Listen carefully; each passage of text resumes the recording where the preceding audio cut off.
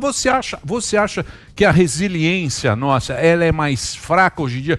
Porque a gente viveu um período muito tranquilo do mundo. Se você pegar depois da Segunda Guerra, Sim. a carnificina foi tão grande ali, morreu tanta gente e a desgraça foi tamanha que aquela desgraça se transformou num grande período de paz, Deu uma né? quietada. A pandemia agora, ela veio que meio que a gente falou, nossa, Surpresa. e a gente não tem mais aquela resiliência dos caras mais velhos que conviveram com aquilo?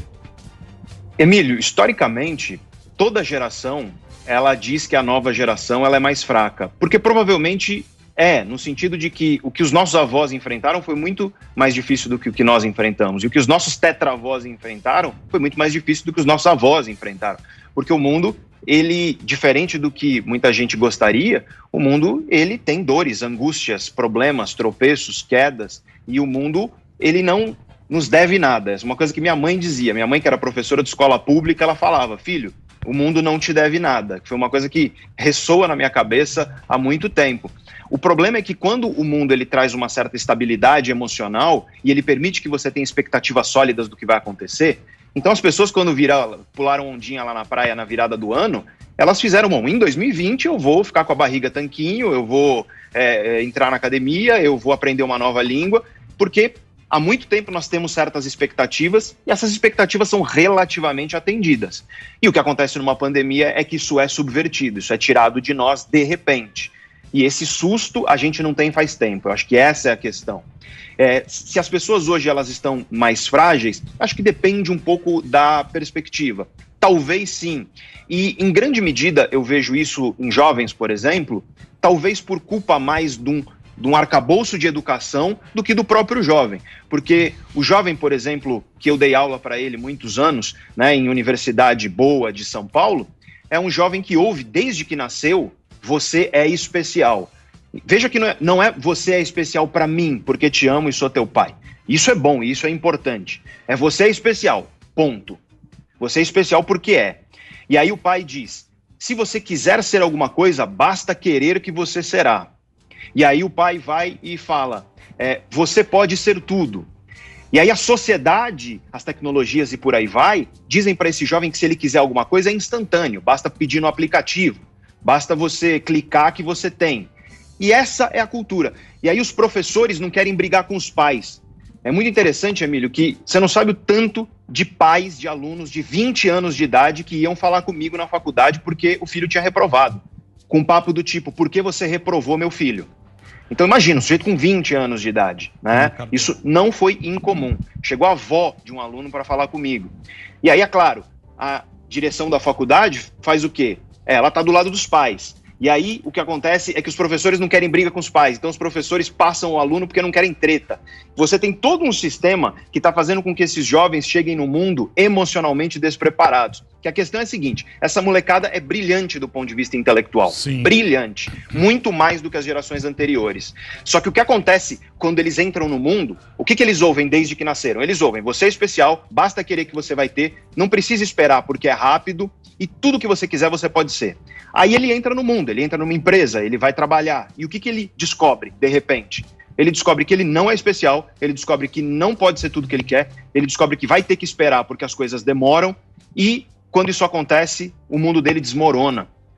É interessante você perceber, por exemplo, nesse sentido, que cada vez mais, e eu converso com executivos de empresa, eles vêm falando disso, vêm falando da dificuldade que eles têm por conta da incapacidade de lidar com frustração que você tem nessa geração. É claro que não é com todos, tem um recorte socioeconômico aí importante, né? Isso é muito mais prevalente em pessoas que são socioeconomicamente privilegiadas, mas em geral, e eu diria até as pessoas mais velhas, hoje nós vivemos num mundo onde nós acreditamos que o mundo nos deve algo.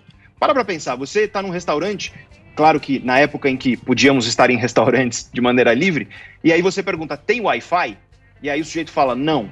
Você fica puto. Fala, pô, Sim. que bosta de restaurante. É, né? Como não tem? Cara, 10 anos atrás não existia. A gente Isso. acha que o mundo nos deve.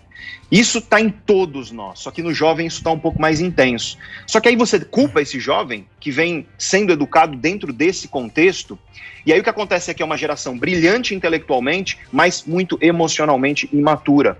E aí um jovem dos seus 17 anos de idade, por exemplo, tem uma frustração amorosa, um pé na bunda que ele leva. E aí o que acontece é que por não ter a estrutura emocional necessária para lidar com rejeição, ele entra em depressão, começa a falar, por exemplo, em suicídio. E quando você conversa com psiquiatras ou psicólogos especializados em infanto-juvenil, você percebe isso de maneira muito clara. Nós precisamos de uma educação que não só deixe esse jovem brilhante como ele já está, mas também que permita a ele ter uma estrutura emocional para lidar com um mundo que é frustrante. É muito mais provável você fracassar do que você ter sucesso. É muito mais provável você tropeçar e cair do que você vencer. Então você não é especial, você é especial para algumas pessoas que te amam. Você será especial para o mundo se as tuas ações gerarem valor para as pessoas no mundo. E, portanto, você pode se tornar especial e nem todo mundo consegue. Então, isso nós precisamos trazer de volta para a educação com E maiúsculo, tá? Não estou falando só da escolarização, não. Estou falando de pais, mães, da relação familiar e por aí vai.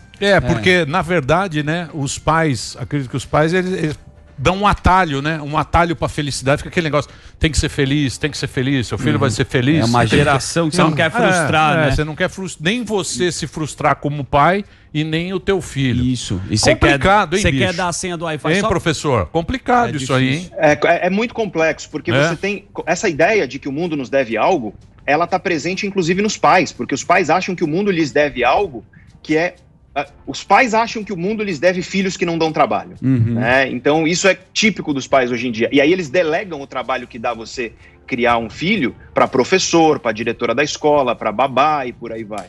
Então, o papel da família na construção emocional de um indivíduo é essencial. E esse papel não pode ser negligenciado de maneira alguma, porque a estrutura emocional que você está construindo no cérebro do teu filho agora é o que vai permitir ele conseguir ou não lidar com frustrações quando você não estiver mais aqui. Porque o que muitos pais fazem é colocar um colchão de proteção para que o filho não sofra o que o próprio pai sofreu no passado. E eu entendo que é por amor. É claro que não é por mal, mas a questão é que, como diz o ditado, o caminho para o inferno está pavimentado de boas intenções. Então, nós temos que refletir que nem sempre você dizer o que a pessoa quer ouvir é o mecanismo de uma boa educação. Uma boa educação, ela envolve você dizer o que a pessoa precisa ouvir e não necessariamente o que ela deseja ouvir, porque isso vai criando uma série de problemas que envolvem, inclusive, a incapacidade de lidar com a diferença. Inclusive, quando você vê, por exemplo, uma pessoa que você admira, e aí essa pessoa que você admira fala alguma coisa com a qual você não concorda, aí você vira e fala, então eu não quero mais ouvir essa pessoa.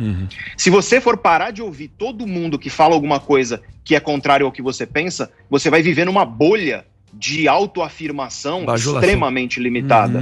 No fim das contas, o bom diálogo, ele vem exatamente quando você ilumina, com a tua perspectiva que é diferente da minha, os cantos escuros da minha cabeça. E mesmo que eu acredite que você está errado, eu só vou poder dialogar com você se eu te entender. E para isso eu preciso te ouvir. Só que alguém que não está acostumado a se frustrar, infelizmente, não vai conseguir chegar a ouvir para entender algo que é diferente do que pensa. Então, o problema, ele se alastra para diversas esferas realmente.